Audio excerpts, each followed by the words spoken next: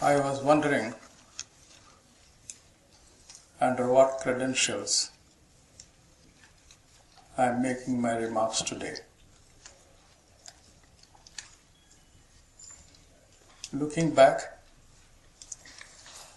I remember it as a very exciting time when the Chinese came into India in 1962,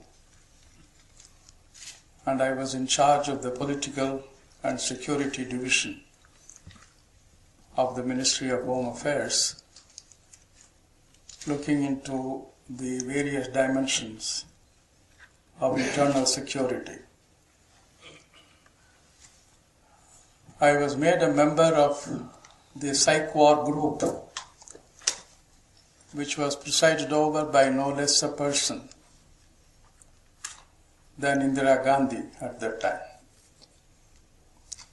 So we used to have meetings every day with a bunch of about 200 pages of transcript of Chinese propaganda material provided by the various agencies.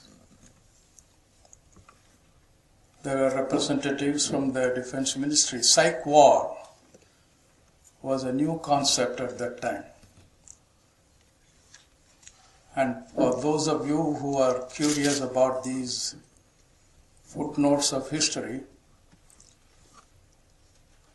Indira Gandhi showed herself to be far ahead of her times in some of the insights that she herself provided in how to carry on the campaign from our side.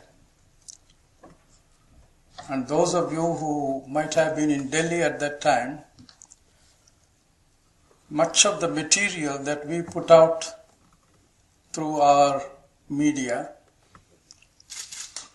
under the influence of the Home Ministry and also the All India Radio at that time, we didn't have TV. Much of the material had their source and the basis in the meetings of the Psych War group. My dear friends, I want to invite you to the fact that the title of today's seminar contains a welcome presumption, a positive presumption, the title itself, that there is a way forward in India and China relations. That is the presumption. I said it is welcome, but at the same time it's a difficult presumption. Because if there is one takeaway from a study of the history of humankind, that is that humankind relentlessly, ceaselessly moves forward from conflict to conciliation, from divergence to convergence, from division to unity. Just look back. Many of the seemingly intractable and complex problems of history, which at that time looked like being eternal and permanent, are no longer there. The hostility between Germany and France, Alsace-Lorraine used to be one of the slips of territory which occupied several pages of history. Does anyone know where that place is now? Coming closer, some of us felt that we are going to have the Berlin Wall and the Cold War, the Irish National Army, all of these things are going to be with us till we are dead. That was the feeling that we had at that time, that there is going to be no end to many of these conflicts. They are no longer there. You have to describe to a class as to what Cold War meant. Until Nixon went to China, most of us had taken it as given that there is going to be no meeting ground, not even a hello, a hi, between the United States and China. And when Nixon announced that he was going to China and he is going to meet Mao, it looked like some kind of a dream. Most of us had no idea that this was possible. It was unthinkable, unimaginable. Therefore, to be in an attitude that is frozen in time and space is the most unrealistic way of approaching life. Being frozen in time and space is a sure invitation to become a fossil, intellectually, conceptually, functionally, policy-wise, and as a human being. We do discredit to our being a human being if we allow ourselves to be frozen and fossilized. All the more so when all around us we see 5 revolutions taking place simultaneously. It is as if we are riding Lord Gilpin's horse. You all know that this Lord Gilpin had a horse who could gallop off simultaneously in all directions, all at once. North, east, west, south, northeast, southwest. Can you imagine such a horse? Lord Gilpin had that horse which could gallop off simultaneously in all directions, all at once. We are riding such a horse. 5 revolutions are taking place simultaneously.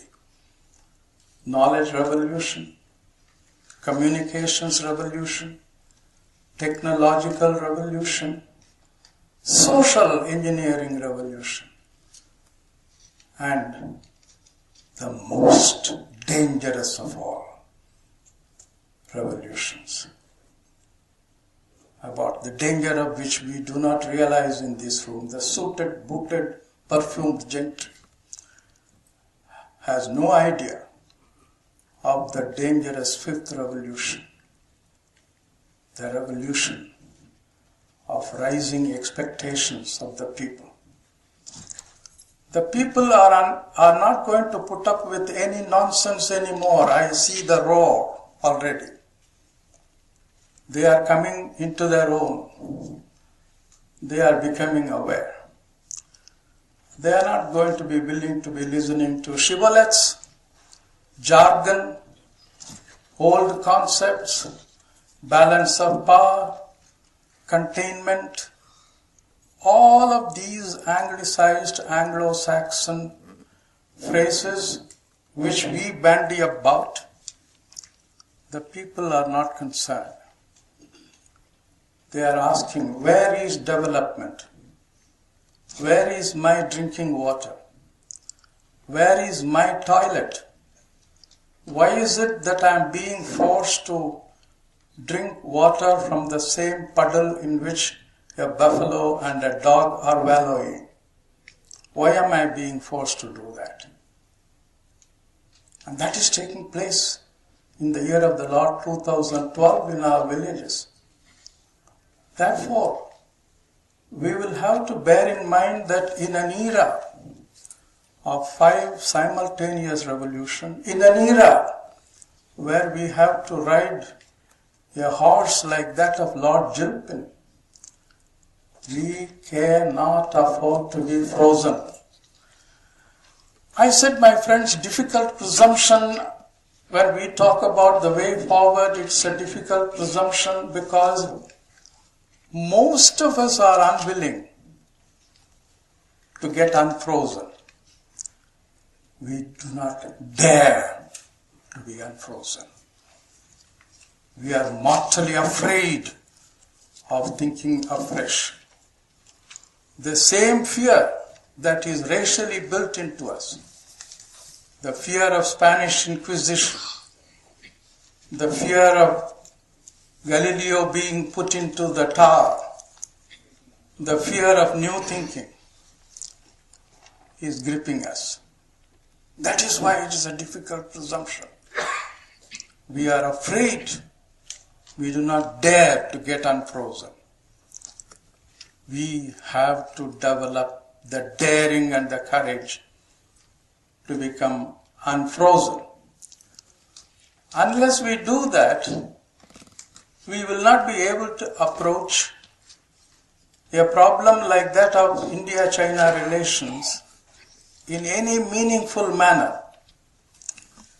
What is happening today is anyone who presents a contrarian view, the view that is outside of the frozen attitude, he is immediately called a stooge, an agent, a paid informer, a slave. Motives are imputed immediately. Well-educated, polished people, people about whom we think that they have been brought up well, they impute motives immediately to a contrarian view. Immediately. This man must be a paid agent of such and such. That is no way for intelligent, well brought up, so-called knowledgeable people to behave.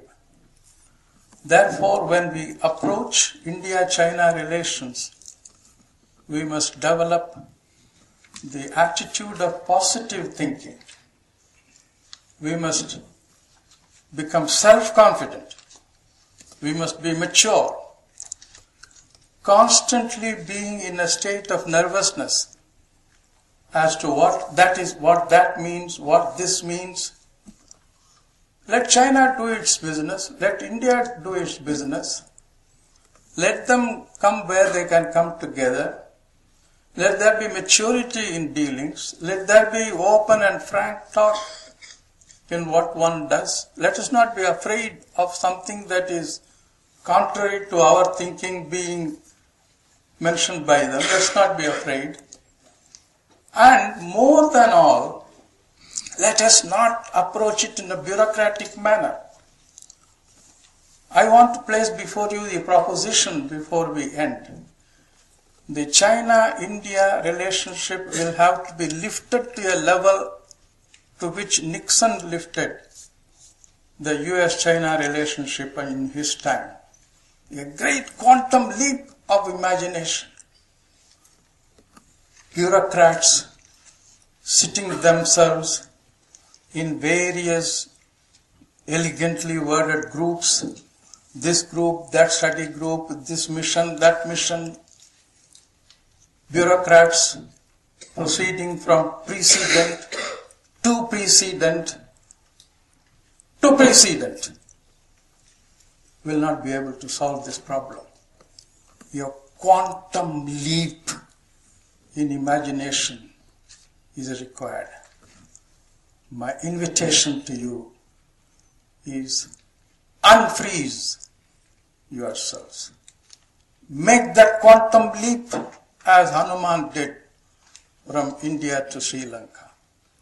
Let us make that quantum leap, and then perhaps we will be able to rein in that kind of a Gilpin's horse and make a difference to the thinking on this problem and carry it forward in the true spirit of history, namely conflict to conciliation, divergence to convergence, division to unity.